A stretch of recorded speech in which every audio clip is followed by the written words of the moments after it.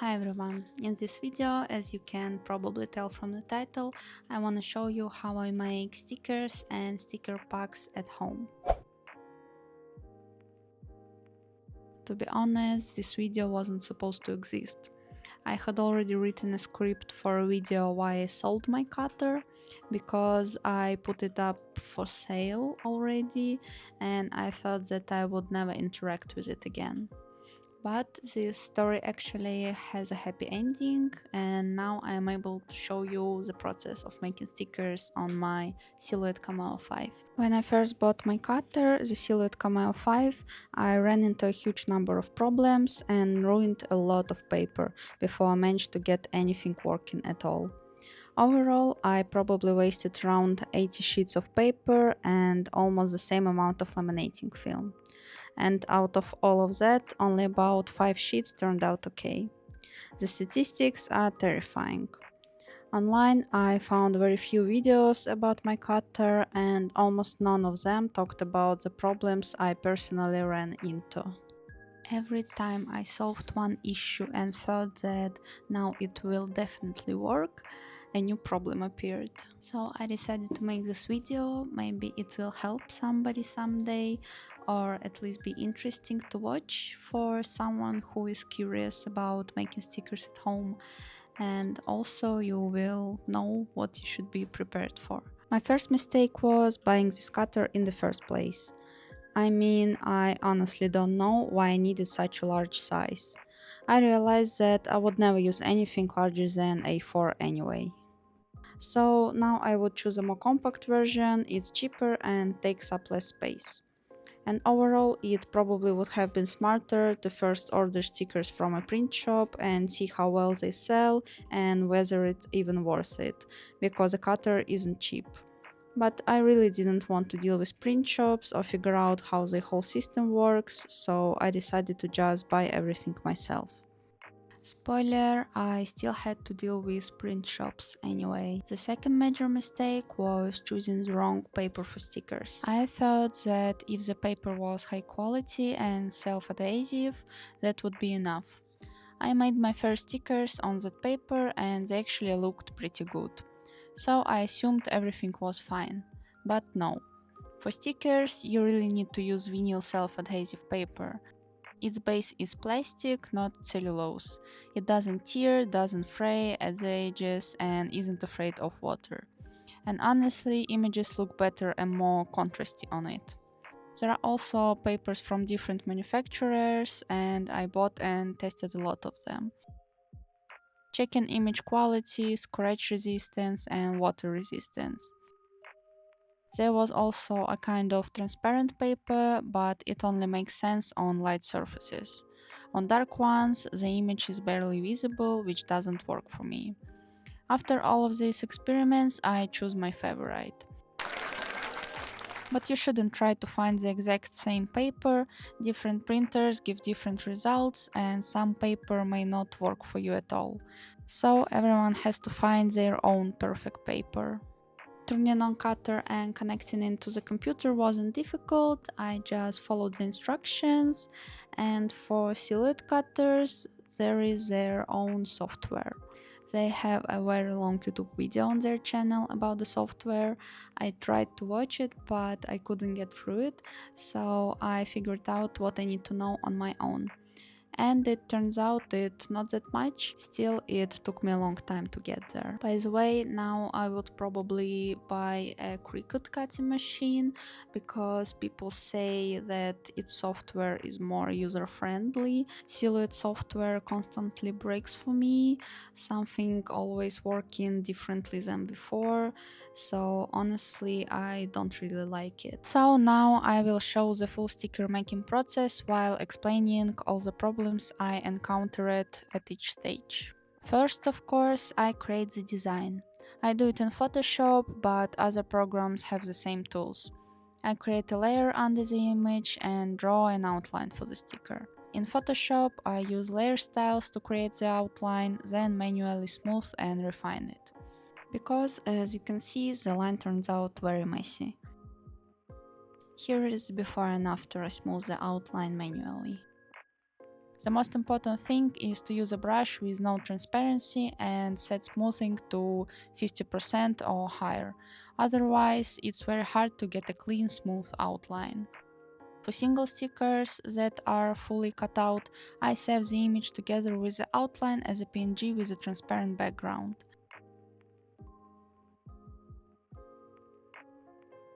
My first problem was that the stickers weren't cutting correctly.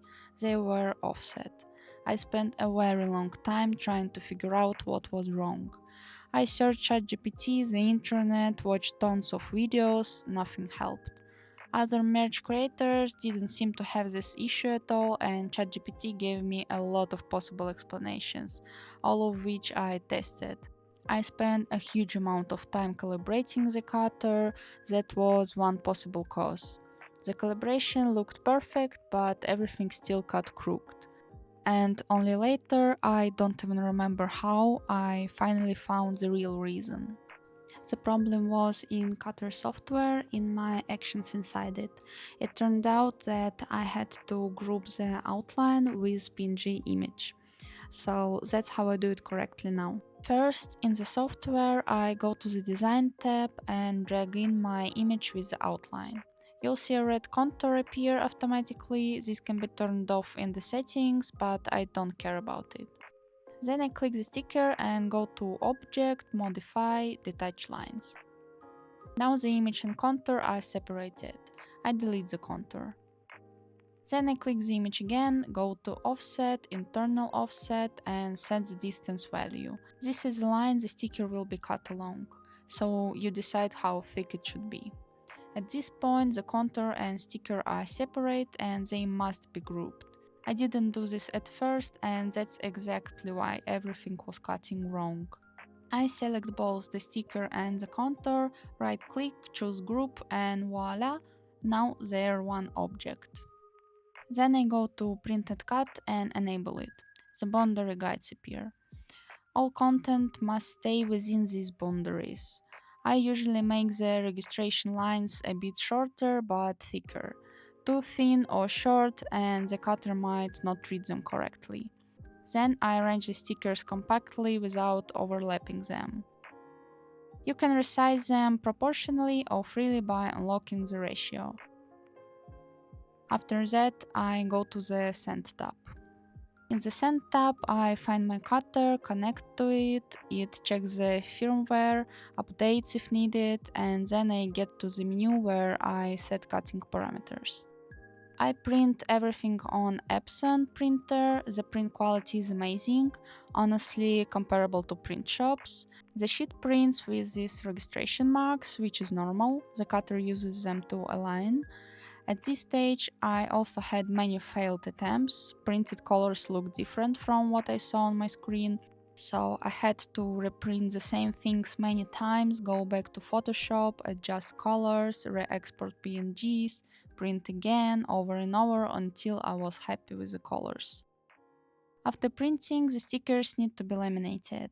I use a laminator and cold lamination film. Hot lamination film won't work here. By the way, cold lamination film also comes with different effects: stars, rainbow, dots, and others. I know many people laminate by hand. I tried, but I can't do it properly, and laminators are cheap, so I decided to make my life easier. I've seen some creators trim the corners of the lamination film so it doesn't cover the registration marks. You can see in this video that I tried this at first too. The laminate makes the surface shinier and marks harder to read. But in my case, the cutter reads all marks perfectly with lamination, so I don't do this anymore. If your cuts are off though, it might be worth trying. Vinyl sticker paper is actually harder to laminate than regular one. It tends to get more wrinkles and imperfections. I almost never had this issue with regular paper. ChatGPT also confirmed that vinyl is harder to work with in this regard. Still, for better quality, lamination is necessary. I want my stickers to be as protected as possible. but on this stage there can be a lot of defective sheets. After lamination, I place a sticker sheet on cutting mat, and then came a lot of experiments with cutting force and blade depth. At first, I wanted to make sticker packs instead of single stickers, which is harder, but I'll talk about that later. The software has a test cut function, but even when the test cut worked, the full sheet didn't always cut properly. To create it, you need to click here and place a square somewhere on the sheet without overlapping the stickers. Then click here. In the video, the square with a triangle is the test cut shape. If you need to create another one, just move square to a different spot and run the test cut again. I wasted a huge amount of paper. I somehow managed to make one decent sticker pack, but it was so difficult that I decided to stick with single stickers for now. There were a lot of wasted sheets because of incorrect settings in the software. It was either cutting too deep or not deep enough. With single stickers, things actually started working. But that short success was ruined by the cutting mat. I struggled a lot with mat. Sticker paper is quite delicate and at first it tore off in pieces. Later I pressed a towel onto the mat to reduce the stickiness and that helped. I made several batches of my first stickers, but the mat got very dirty, so I decided to wash it. ChatGPT suggested that don't do this. The mat completely lost its adhesive layer and apparently not all mats can be washed. So I had to buy a new one and it wasn't cheap. But the new mat was so sticky that the paper got glued to it permanently. I decided it would be easier to buy another mat and reduce the thickness than try to peel everything off. When the next mat arrived, nothing changed, even after reducing thickness a lot. I eventually peeled everything off, spent about an hour doing it, and rubbed my finger raw. Then I kept sticking regular paper onto it to further reduce the stickiness. And it worked. I even successfully made packaging stickers. I also experimented a bit with different sticker papers. This was a whole new kind of pain. My cutter could read registration marks perfectly even on holographic paper. At first. Then it was like it went blind and started cutting crooked. I was really upset. That paper was expensive and I had only about 20 sheets and all of them went to the trash. I still don't know what caused the problem. It's unsolved mystery for me. Everything seemed the same, but now I don't use this paper anymore. After all the stickers, adhesive layer on that mat completely died. Nothing stuck anymore. You can see in the video how everything just slides around.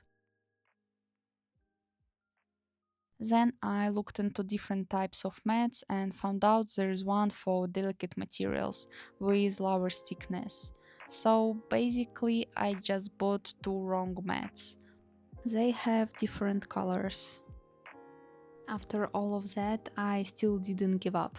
I got a new less sticky mat and a new vinyl paper for stickers. And this time I thought that it will definitely work. The first sheet didn't cut properly, even though the settings were more than strong enough. Fine, I printed 3 more sheets. 2 of them were ruined by bad lamination.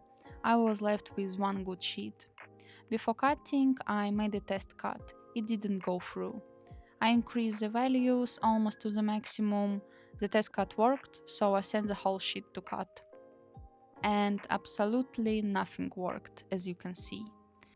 There could be many reasons.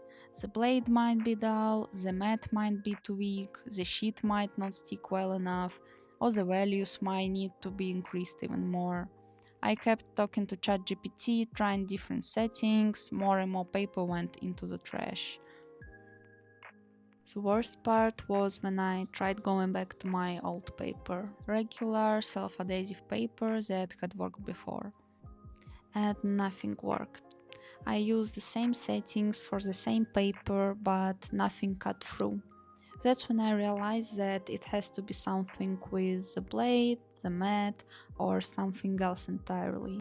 I felt terrible. At that point, I wanted to sell the cutter and never come back to it. So much wasted paper, multiple mats, and still nothing worked. I put the cutter up for sale and decided to order everything from print shops instead. I don't know if just like this in Kazakhstan or everywhere, but some print shops didn't reply to me at all.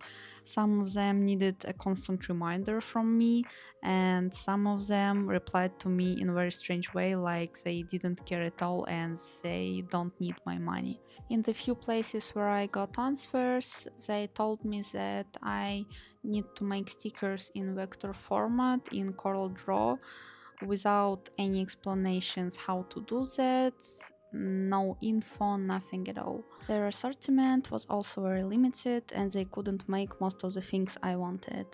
I even ordered some merch from them and it turned out to be a complete fail. But I'll talk about that in another video.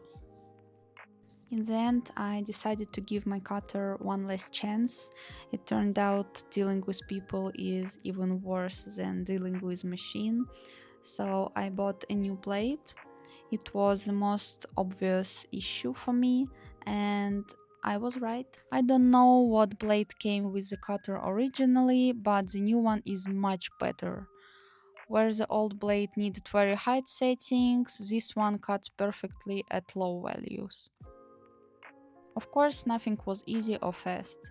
First, I spent a long time correcting colors. Printed colors were very different. I printed one pigeon at a time, adjusted, printed again. After about 1.5 sheets, I got good results and filled the entire sheet with pigeons. Then suddenly the colors completely changed and matched my screen almost perfectly. I was shocked. Hours of color corrections were pointless. The colors were better but too dark, so I lightened them, printed again, and they were too light. I ended up with a third middle version. After lamination, there were many defects, but with vinyl paper that happens to me about 80% of the time, so I just throw the defective stickers away. There was also an unexpected printing defect on one of the sheets. That's actually the first time this has happened to me. Finally, I loaded the sheet into the cutter. I did a test cut, it pressed out easily, so I sent the whole sheet. For the new blade, the default software settings actually work great. In the send menu, there is a section with a bunch of different materials, and once you choose the right one, the settings are applied automatically.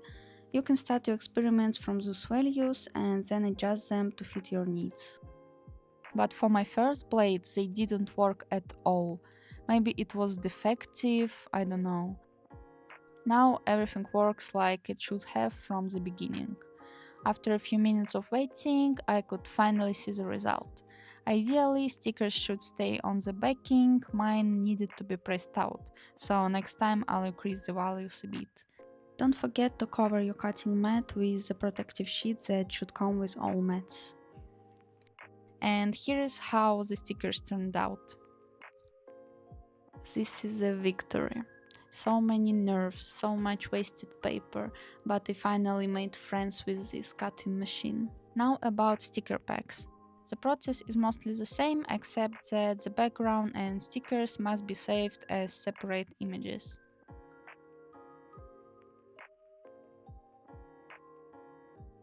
As before, we create outlines, group sticker outlines with stickers, and keep the background separate, so we get two cutting contours. For the background cut, I usually use this rounded rectangle shape and adjust it to size. You can center everything for perfect alignment.